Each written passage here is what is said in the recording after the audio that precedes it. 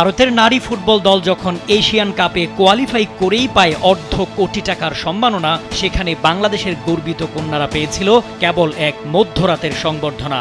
এই নিয়ে সামাজিক যোগাযোগ মাধ্যমে সমালোচনার তুমুল ঝড় চলে সারা দিন জুড়ে। দিন শেষে আশার আলো জেলে স্বয়ং যুব ও ক্রীড়া উপদেষ্টা ঘোষণা দেন 50 লাখ টাকার পুরস্কার।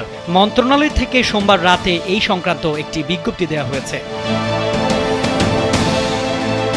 ইতিহাস গড়ে প্রথমবারের মতো বাংলার বাঘিনীরা এএফসি নারী এশিয়ান কাপের মূল পর্বে জায়গা করে নেওয়ায় নারী ফুটবল দলকে এই পুরস্কার ঘোষণা করলেন তিনি। পুরুষ ফুটবলে নবজাগরণের হাওয়া লাগলেও কাজের কাজটা করছেন ঋতুপর্ণারা।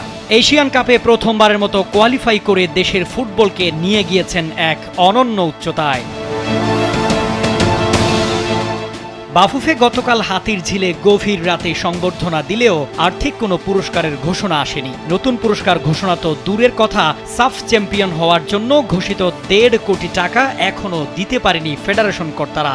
অথচ মিডিয়ায় আধুনিকতা, পেশাদারিত্বের বুলি আওড়ান।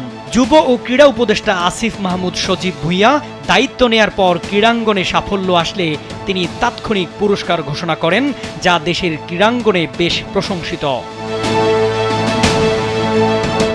বাংলাদেশ নারী ফুটবল দলের কৃতিত্বে আরও একবার প্রমাণ হলো সাফল্য কথা বলেই নয়, মাঠের খেলায় অর্জন করতে হয়। এই পুরস্কার শুধু টাকা নয়, এটি স্বীকৃতি, মাঠে ঘাম ঝরানো মেয়েদের প্রতি জাতির ভালোবাসা ও শ্রদ্ধার প্রতিফলন।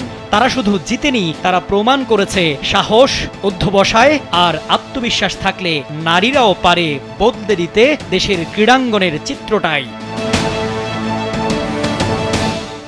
এ কে এম শামীম খান, কালবেলা।